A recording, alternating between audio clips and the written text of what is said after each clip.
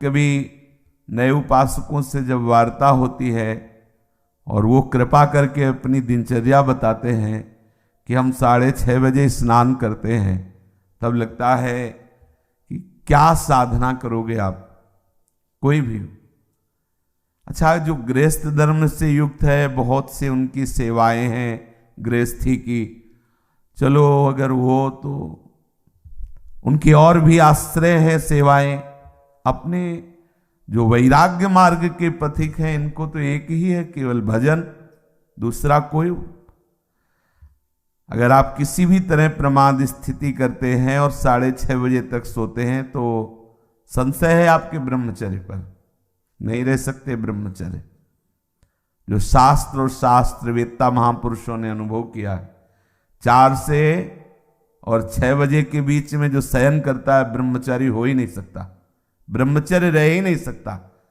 या तो वो 2 बजे 3 बजे तक भजन किया हो, पूरी रात जग के फिर सोया हो तो चलेगा, वो भजन का आवेश संभालेगा।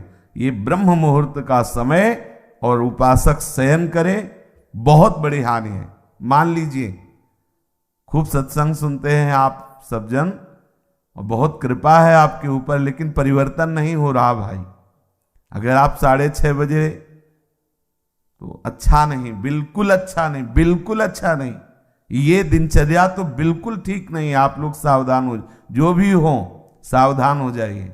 ये बिल्कुल आपके जीवन के लिए घातक दिनचर्या है।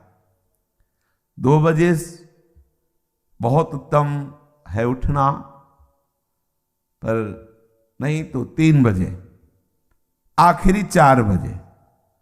साधक होके 4 बजे के बाद शयन कर रहा है, मुझे तो नहीं लगता, किसी भी स्थिति में नहीं। हमें लगता है कि दवा खवा दी जाए तो नहीं कहते, नहीं तो किसी भी स्थिति में कोई बीमारी, कोई भी ऐसा रोग अपना प्रभाव नहीं रखता जो दिनचर्या को बाधित कर दे। ये देखा है, ये केवल प्रवचन नहीं, देखा है, जीवन को देखा है। कुछ भी दिनचर्या में अपार सामर्थ्य देखा, अभ्यास में अपार सामर्थ्य है। देखो, सामने पट्टी बंधवा दी गई और धनुष बाण ले लिया और शब्द दूर किया जा रहा है अन्य दिशा में, शब्द वेधी बाण संचार।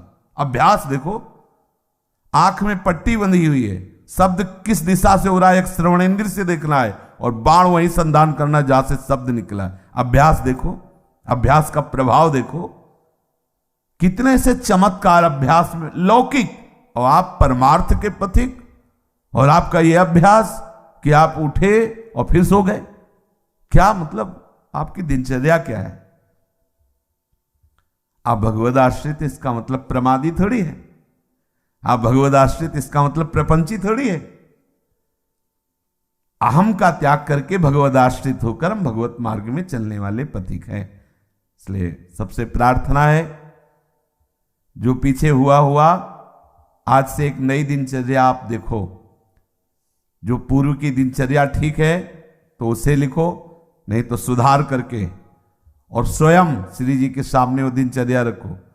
दिखाने की जरूरत नहीं है, बहुत बार देख लिए, बहुत बार रजिस्टरों में रखा हुआ है सब दिनचर्या। अभी आ जाएगी उठ के, 2 बजे उठे, 3 बजे ये, 4 बजे वो, 5 हो सकता है जिस दिन लिखो उस दिन 2 बजे उठ जाओ कि आज उठे, पक्का उठे, सत्य कह रहे हो, 2 बजे लिख दिया। इससे काम नहीं चलना। आप अपने को खुद साक्षी करके प्रभु के सामने और नियमावली में बांधो। बिना नियम के प्रेम उत्पन्न नहीं होता। वो प्रेम की एक दशा है जो नेम को लय कर देती है। नियमावली में आपकी दिनचर्या सही होनी चाहिए, आपकी नियमावली ठीक होनी चाहिए। किसी भी संत के जीवन को आप देखिए, देखो एक स्थिति सिद्धावस्था में ऐसी आती है स्वाभाविक कि उनको देह से संबंध नहीं रह जाता। अब उनकी बात अलग, आपकी अवस्था और उनकी बीच सत्संग में हुक्का मांग करके परमहंस जी, रामकृष्ण परमहंस जी कभी पकोड़ा मांगते, कभी। अब उनका हम अनुसरण थोड़ी करेंगे इस बात में कि भाई धरो हुक्का, रुको और हम पी रहे। हम महापुरुषों का अनुसरण थोड़ी कर सकते हैं। महापुरुष किस दशा में, किस स्थिति में, उनके जो नियमावली उपदेश है वो कहीं नहीं बोले उपदेश में कि हुक्का पियो, नहीं बोले। तो जो उपदेश बोले वो हमें आचरण में उतारने। हम क्या करते हैं, सीधे महापुरुष व्यास भरोसे कुंवर के, सीधे वो जो इस स्थिति में है ना, बस केवल इतने ही पकड़ते हैं। काहू के बल भजन को, इसलिए भजन नहीं करना, काहू के आचार, इसलिए आचार नहीं करना। मतलब जितेंद्रिय दात, पवित्रता और ये सब। क्या पवित्रता, गुरुजी ने कहा है थैली है मल की, क्या पवित्रता हाँ, उसमें क्या सुना है नहीं प्रवचन में, आचार गए और जितेंद्रियता आदि नहीं। और व्यास भरोसे कुंवर, ये बात आई।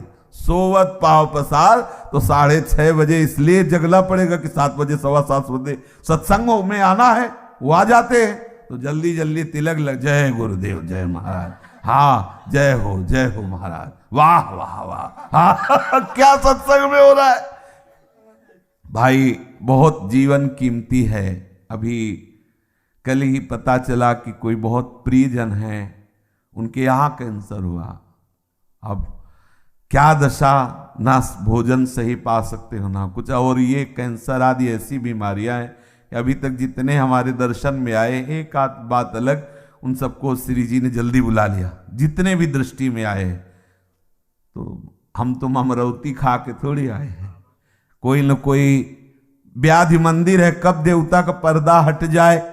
जैसे बहुत मंदिर में सब देवता होते ना, ऐसे शरीरम व्याधि मंदिरम, पुजारी कब पर्दा हटा दे, कौन सा, बोले अब कैंसर देवता आ गए, होश उड़ जाएंगे भैया। देखो तुम्हें अभी रिपोर्ट में बता दी जाए तुम्हारी किडनी खराब, फिर देखो क्या होता है तुम्हारा। अगर डिप्रेशन में ना पहुंच जाओ तो बताना, ब्लड प्रेशर अपने आप उछाल मारने लगेगा। क्योंकि चिंतन, आज तुम स्वस्थ हो तो प्रमाद करते हो, और कल प्रमाद करने का अवसर नहीं रहेगा, अवसर ही नहीं रहेगा। अनन्य चिंतन रोग का होने लगेगा। अगर भगवदाकार वृत्ति नहीं हुई तो आप ये मत समझो मृत्यु कोई खिलवाड़ नहीं है। मृत्यु का संदेश सुनकर अच्छे अच्छे के जमीन खिसक जाती, होश खराब हो जाते हैं। कैंसर, अब न रात में नींद न दिन में चैन, अनन्य चिंतन उसी का शुरू। अब क्या करें, घबराहट, थोड़ी थोड़ी देर में मरना है तो जो दुकान मकान पति पुत्र परिवार जितना सब भाई वो सब काटने दौड़ता है, ये सब छूट जाएगा। भजन कोई साधारण वस्तु है। इसलिए भर्तृहरि जी महाराज कह रहे हैं, यावत स्वस्थ वेदम गृहम कलेवरम यावत च दूरे जरा। जब तक बुढ़ापा दूर है, जब तक तुम्हारे शरीर में रोग कोई नहीं हो जा रहा, होगा ऐसा थोड़ी कि कोई लिखवा के लाए कि नहीं होगा। जब ऐसे परमहंस को कैंसर हो सकता है, रामकृष्ण परमहंस जी को, पूज्य भाई जी के उदर में कैंसर हो सकता है, वो फिर अपने लोग तो अधिकारी ही है इस दंड के, अपने लोग तो अधिकारी न जाने कितने। इन भजनानंदी महापुरुषों के शरीर में ऐसी व्याधियां हो सकती है, तो अपने लोगों को तो पूरा रजिस्टर रखा हुआ है। सावधान हो जाइए, प्रमाद मत कीजिए, बहुत बढ़िया अवसर आपको मिला है। भगवत चरणारविंद का आश्रय और सतत जप, ये बिल्कुल खुली दो बातें हैं, ज्यादा इनमें समझने की जरूरत नहीं। अंदर से भगवत आश्रय और जिह्वा से जप, राधा वल्लभ श्री हरिवंश श्री हरिवंश। क्या जाता है भैया, अगर रोज का रोज शाम के हिसाब आपको ना दिखाई दे तो बताना, रोज आपको वैराग्य बढ़ा नजर आएगा, आपको नजर आएगा, अरुचि होने लगे। सच्ची कहते हैं भजन का प्रभाव, ये तो भगवत कृपा से भगवत चर्चा हो रही नहीं। 1 मिनट के लिए अंदर से मन राजी नहीं, ये जो हो रहा है 1 मिनट के लिए राजी नहीं कि अब ये सब, बस यही लगता है चुप किसी से मिलो मत, बंद करके दरवाजा अपने कमरे का, बस एकाकार वृत्ति। कब शरीर किस दशा को पहुंच जाए, बेकार काहे को बहिर्मुखता में फैल रहे हो, शांत। इसका फल है तदाकार वृत्ति में डूबना। और आपको बढ़िया अवसर मिला है, कोई जिम्मेवारी नहीं। देखो आप सत्संग सुन रहे हो, आप नाम जप कर सकते हो, नाम में ध्यान लगाए हुए श्रवणेन्द्रिय से सुनो। देखो बढ़िया आपकी समाधि अवस्था जा रही। सत्संग क्या है, एक समाधि अवस्था में डुबोने का बहुत बढ़िया, मतलब 1 घंटा 1.5 घंटा चर्चा हो रही, श्रवणेन्द्रिय के लिए कहीं अन्य जाने की जगह नहीं, और अंदर से आप नामाकार वृत्ति मंत्राकार वृत्ति, बड़ा आनंद का विषय है। अगर हम भजन छोड़ दिए बाह्य में ही समय व्यतीत किए तो बाह्यकरण से आप सेवाएं करते रहो, बाह्यकरण से दिनचर्या करते रहो, अंतःकरण विषय चिंतन कर रहा है तो आनंद बाह्यकरण को होना है कि अंतःकरण को? समझना, जरा सूक्ष्मता से समझना। परिवर्तन किसका होना है? अंतःकरण का। बाह्यकरण का तो देखो 2 मिनट में परिवर्तन सब, लेकिन अंतःकरण का परिवर्तन चिंतन से होता है, भजन से होता है। बड़े बड़े हम संत महापुरुषों के समीप रहने वालों को देखा है, अंतर में भजन नहीं तो दीपक तले अंधेला पाया गया है, दीपक तले अंधेला पाया। बहुत अच्छी बात समझ, बहुत घुस के तमाशा देखा है अंतर और बाहर में। भजन नहीं तो बड़े बड़े भजनानंदी महापुरुषों के समीप रहने वाले बड़ा प्रपंच का नाटक देखा गया है। वो महापुरुष तो आनंदित रहते हैं क्योंकि उनके लिए तो एक ऐसी स्थिति है प्राप्त हो गई जहां प्रपंच का स्पर्श नहीं है और उनके प्रभाव से बाहरी व्यवहार सामग्रियों की खूब बहुतायत होती है। तो नीचे भजन का मतलब नहीं रह जाता कि भजन क्या है, बस वो सम्मान और विषय आदि का सेवन, क्योंकि महापुरुषों का प्रभाव सम्मान दिलाता है, महापुरुषों का प्रताप वो वस्तुएं जो विषय संबंधी सेवन में आती, अच्छी से अच्छी वस्तुएं, होता क्या है अंतःकरण मलिन हो जाता है। इतने बड़े महापुरुष के समीप रहते हुए अंतःकरण और इतना मलिन हो जाता है को महापुरुषों पर भी अपराध कर बैठता है। जिनके प्रताप से पोषित होता है वो वहीं अपराध कर बैठता है। इसलिए प्रधान बात है अंतर में आपका साधन चलना चाहिए, अंतःकरण आपका भगवत चिंतन में रहे। खुली बात समझ लीजिए, बाह्यकरण से बाह्य पवित्रता होती है, अंतःकरण से अंतःकरण की पवित्रता होती है। बाह्यकरण और अंतःकरण दोनों भागवतिक हो जाए तो स्वभाव का परिवर्तन हो जाता है, स्वभाव का परिवर्तन होता है तो स्वरूप का अनुभव हो जाता है। जो हमारा सखा भाव, गोपी भाव, सहचरी भाव का भाव स्वरूप है उसकी प्राप्ति हो जाती है। इसलिए भैया चूको मत, बहुत बढ़िया अवसर, बड़ा घबराहट का विषय है। जब ये शरीर पीड़ा से युक्त होता है तो केवल प्रभु ही ऐसे जो हमें बचा सकते हैं, नहीं तो जब शरीर स्वस्थ होता है तो अहंकार देवता अपना नाटक करवाते रहते हैं और जब अस्वस्थ हो जाता है तो मन राम उसी अस्वस्थता का चिंतन, बड़ा क्लेश में है। और इस संसार से मुक्त हो जाइए। अगर आप सोच रहे हो तो दिन प्रतिदिन ऐसा भयावह संसार का स्वरूप आएगा, पूछो मत। इससे मुक्त होना ही अब एक उपाय रह गया है। अब हम ये नहीं कह सकते कि जन्म जन्म, क्योंकि महामारियां, नाना प्रकार की प्रतिकूलताएं, नाना प्रकार की व्यभिचार, नाना प्रकार के खान पान की मलिनताएं ये कलिकाल में बढ़ती ही चली जाएंगी और उसका प्रभाव पड़ेगा। जैसे बाहर रोड में यदि गंदा कोई इत्र डाल दिया जाए तो उसकी खुशबू सबको आएगी, अच्छा डाल दिया जाए तो अच्छी आएगी।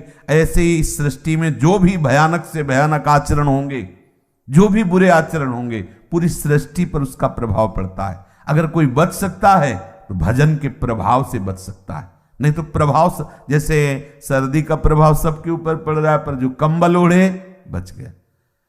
अगर कहीं भी कुछ भी मलिनता का आचरण होता है तो पूरी सृष्टि पर उसका प्रभाव पड़ता है, वो समझ में नहीं आता। अगर कोई बच सकता है कलयुग की कुचाल से तो भजन, केवल भजन, दूसरा कोई उपाय नहीं। भजन करके भगवत धाम में स्थित हो जाओ, प्रभु को प्राप्त हो जाओ, नहीं बहुत दुख भोगना पड़ेगा। अभी प्रमादी मन है तो देख लेंगे, अरे देख लेंगे, होश खराब हो जाते हैं, मृत्यु सुखद लगने लगती है, ऐसे ऐसे कष्ट आते हैं कि वो चाहता कि मुझे कोई मार दो। सच्ची मानना, हमने देखा है, चाहता है कि इस दशा से तो अच्छा है कि मुझे मार दो। भाई मरना थोड़ी हमारा समाधान होगा, भगवत प्राप्ति समाधान। इसलिए बेचैन हो जाओ भगवत प्राप्ति के लिए। प्रेम की चलो बड़ी ऊंची बात है, लेकिन इतना तो रख लो कि अब प्रभु मुक्त करो इस नरक से, ये नाना प्रकार के क्लेशों से। कितने बंधे इस शरीर में। अरे आप देखो, ज्ञान की बातें चाहे जितनी करो, जब इसकी रिपोर्ट आती है ना तो एक बार चेहरा गिर जाता है किसी का भी हो, जब हाथ में बताई जाती है रिपोर्ट की ये है, एक बार ऐसे क्रिएटिनिन और पोटेशियम, अब डायलिसिस शुरू होगा। हाँ, एक बार तो फिर वो अरे नहीं हम कोई शरीर है क्या, वो जब चिंतन, तब फिर आनंद की अच्छे को। एक बार जब प्रलंबासुर ले गया ना बलराम जी को, तो एक बार वो भी उदास हो गए थे, फिर उनको स्वरूप को फिर घुसा मारा। तो ऐसे ही साधक प्रहार करता है, अरे किसी भी विकार पर, अरे नहीं हम तो प्रभु के आश्रित है, प्रभु के दास है। पर इतना प्रहार करने लायक बन जाओ, आपकी ऐसी मनोवृत्ति भगवदाकार हो कि आप प्रहार कर सको। इसलिए भाई सावधान रहो। ये सुबह 6:30 बजे तक सोना ये ठीक नहीं। आप सो करके सोने को गवा रहे हैं। ये सोने का समय है, सोने का, स्वर्ण का। और क्या बोले, सोने का समय गुरु जी का, खूब सो आनंद से, ऐसा नहीं। ये स्वर्ण समय है, ब्रह्म मुहूर्त, खूब ना। हमारे लिए तो हर क्षण ब्रह्म मुहूर्त है। ये तो केवल एक दिनचर्या के लेकर नहीं, हर समय हमारा ब्रह्म मुहूर्त है। हम प्रभु में लगे हुए हैं, इसलिए हर समय प्रेम में प्रभु का चिंतन हो रहा है। हर समय हमारे लिए महामंगल में महापावन है। देखो, आप सबसे प्रार्थना है, बहुत सोच समझ के दिनचर्या बनाएं। और जो दिनचर्या बनाए 10-12 वर्ष उसमें कोई विक्षेप नहीं होना चाहिए। आज गए 5 घंटे यमुना के किनारे बैठ गए, 5 दिन गए ही नहीं। ये रसिकों की दिनचर्या नहीं। ये वृंदावन की उपासना में दिनचर्या एक आपकी नियमावली। या तो आप ऐसी स्थिति में कि 5 दिन आपको शरीर शुद्ध नहीं रही तो कोई बात नहीं, दिनचर्या का फल मिल गया। आपकी दिनचर्या एक ऐसी होनी चाहिए जो बने तो कम से कम 10-12 वर्ष तो एक रस चलना चाहिए। आज ये कल वो, फिर परसों बदल गया, फिर अलग बदल दिनचर्याएं रजिस्टर में लिखी रखी रह गई और हमारी कुछ और ही दिनचर्या चल रही। भाई ऐसा मत कीजिए। भगवत मार्ग के पथिक, चाहे आप गृहस्थ हों विरक्त हों, बहुत सोच समझ कर दिनचर्या बनाइए। आप 10 मिनट यदि भजन में बैठते हैं तो ठीक टाइम पर बैठिए और बहुत काल तक वो समय भजन में दीजिए। कि हम 10 मिनट बैठते हैं तो हम 10-12 वर्ष तक 9 मिनट नहीं होने देंगे, 10 मिनट तो बैठेंगे ही। और हमें मिलेगा तो हम माया से खींचकर और समय बढ़ाते घटने नहीं देंगे। ये दिनचर्या का भाव होता है अपने मन को बांधना। दिनचर्या का मतलब होता है हम अपने मन को संपूर्ण समय के द्वारा इष्ट में फांस रहे, बांध रहे। इस समय ये, इस समय ये, इस समय ये, और उसको नियम पूर्वक बांधना।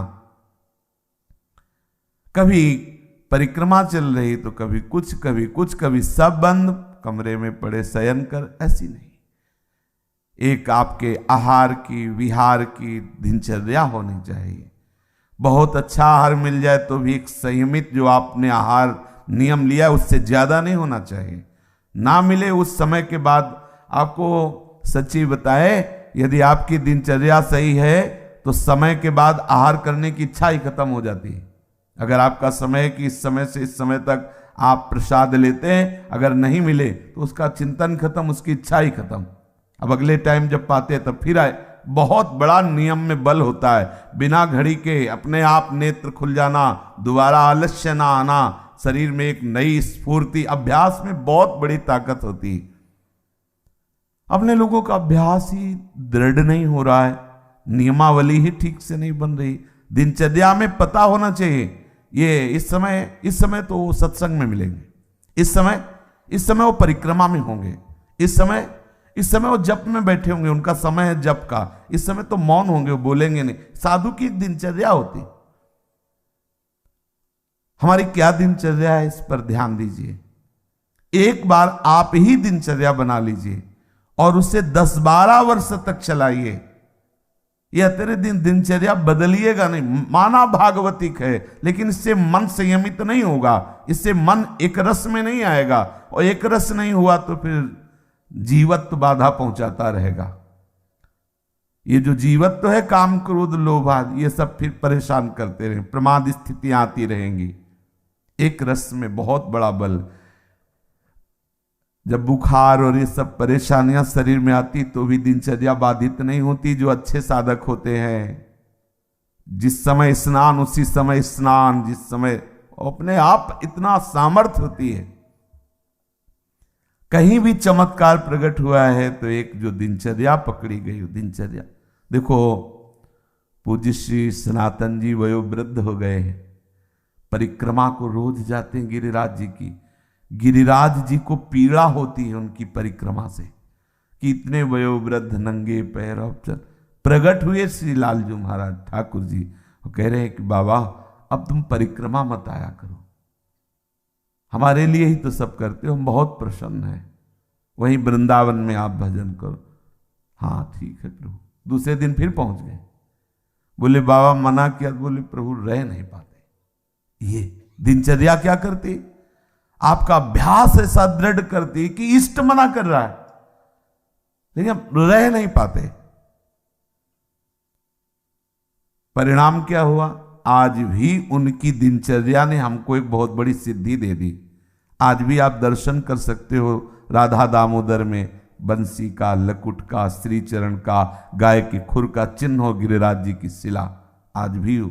सनातन जी की एक नियमावली ने आज हम सब भक्तों को दुर्लभ वस्तु है, दुर्लभ वस्तु है। भगवत चरणारविंद के चिन्ह, लकुट के चिन्ह, बंसी के चिन्ह, गाय के खुर के चिन्ह प्रभु ने स्वयं दे और बोले शिला की परिक्रमा कर लेना। ये 4 परिक्रमा का आपको 4 परिक्रमा कर लो तो परिक्रमा गिरिराज जी की पूरी हो गई। नियमावली 24 घंटे में ऐसी सहज दिनचर्या आप अपनी खुद बना लीजिए जो आप बहुत काल तक निर्वाह कर सके। यमुना तट अगर हमारा जाना हुआ तो यमुना तट, बहुत मन हुआ तो नागरीदास जी करें गोवर्धन गिरिराज जी, और बैठो राधा कुंड देखा है, अनुभव किया है, एक अलौकिक मतलब आकर्षण राधा कुंड में देखा है। सुबह सुबह जैसे चुपचाप कभी गए हैं और एकदम बैठ गए तो एक अलौकिक आकर्षण, एक दिव्य आकर्षण, एक भजन में एक दिव्य उन्माद। आसपास बड़े बड़े भजनानंदी महात्मा रहते हैं और श्री जी का वो नित्य स्थल राधा कुंड संपूर्ण ब्रज महिमा में, पर कहीं कहीं